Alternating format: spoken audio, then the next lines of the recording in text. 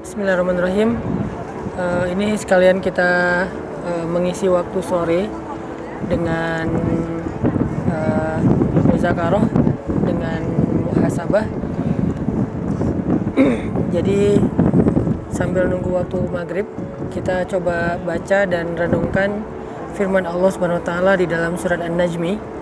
Karena surat An-Najmi ini termasuk salah satu surat yang punya cerita yang luar biasa. Ketika Nabi SAW membaca surat ini di depan orang-orang Quraisy, di akhir surat ini kan ada ayat sajadah ya. Maka Nabi pun bersujud dan orang-orang Quraisy yang belum beriman ikut bersujud. Padahal mereka nggak beriman tapi mereka ikut sujud karena takjub dan kagum terhadap ayat-ayat di surat An-Najmi. Jadi kalau misalnya kita merenungkan makna di dalam surat An-Najmi ini, surat ini membicarakan tentang kebesaran Allah Subhanahu wa taala, membicarakan tentang penciptaan manusia, membicarakan tentang nikmat Allah, dan membicarakan pastinya tentang kebenaran Al-Quran. Nah, sekarang kita coba simak bacaan surat An-Najmi. Dan buat teman-teman, saya sekarang ada bersama beberapa teman-teman dari Teras Tahfiz. Di sini ada Adri. Adri ini mentornya Teras Tahfiz, anak parkur juga, alhamdulillah sudah hafiz 30 juz. Ada Zainal sekarang hafal 18 juz ya. 17 juz. Insyaallah Allah yang memberikan kesempatan buat kita semuanya bisa umroh lewat Al-Quran. Dan di sebelah saya ada Bang Reza, salah satu anak muda yang punya karya luar biasa nih di dunia apa Bang? Auditing. Audit keuangan. Saya jadi deg-degan ngomong sama auditor. Terus ada apa namanya? Andi ya? Aldi dari Karawang. Oke, kita tilawah dulu ya. A'udzu billahi minasy syaithanir rajim. Bismillahirrahmanirrahim.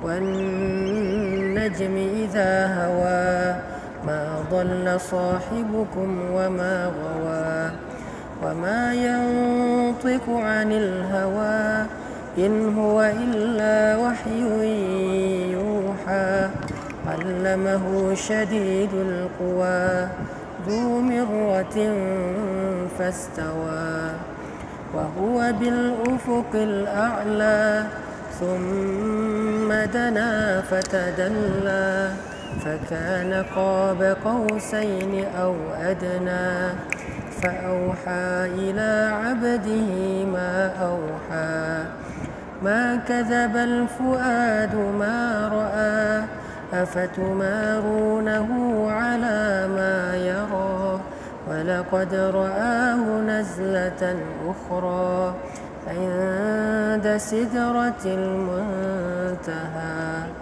عندها جنة المأوى إذ يغشى السدرة ما يغشى ما زاغ البصر وما طغى لقد رأى من آيات ربه الكبرى أفرأيتم اللات والعزى ومناة الثالثة الأخرى ألكم الذكر وله الأنثى تلك إذا قسمة ضيزى إن هي إلا أسماء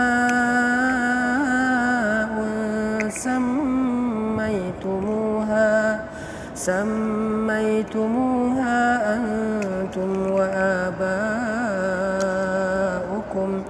ما أنزل الله بها من سلطان إن يتبعون إلا الظن وما تهوى الأنفس ولقد جاءهم من ربهم الهدى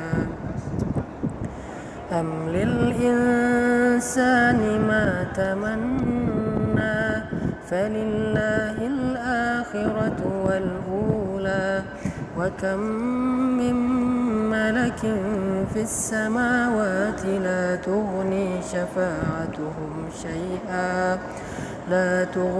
شفاعتهم شيئا إلا من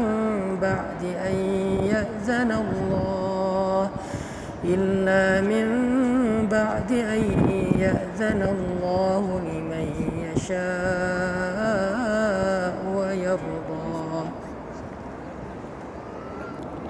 إن الذين لا يؤمنون بالآخرة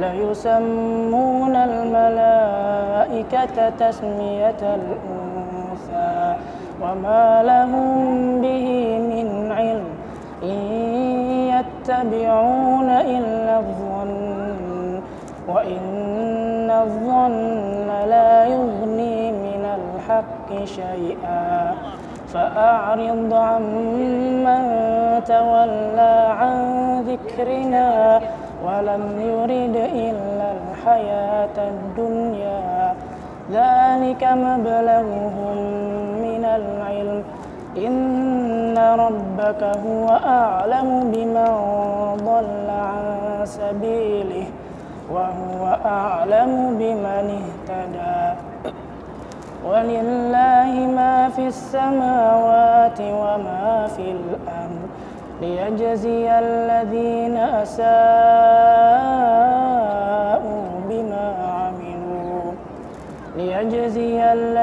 أساءوا بما عملوا ويجزي الذين أحسنوا بالحسنى الذين يجتنبون كبائر الإثم والفواحش إلا اللمم إن ربك واسع المغفرة هو أعلم بكم إذ أنشأكم من الأرض وإذ أنتم أجنة في بطون أمهاتكم فلا تزكوا أنفسكم هو أعلم بمن اتقى أفرأيت الذي تولى وأعطى قليلا وأكدى أعنده علم الغيب فهو يرى أم لم ينبأ بما في صحف موسى وإبراهيم الذي وفى ألا تزر وازرة وزر أخرى وأن ليس للإنسان إلا ما سعى وأن سعيه سوف يرى ثم يجزاه الجزاء الأوفى وأن إلى ربك المنتهى وأنه هو أضحك وأبكى وأنه هو أمات وأحيا وأنه خلق الزوجين الذكر والأنثى من نطفة إذا تمنى وأن عليه النشأة الأخرى وأنه هو أغنى وأقنى وأنه هو رب الشعرى وأنه أهلك عادا الأولى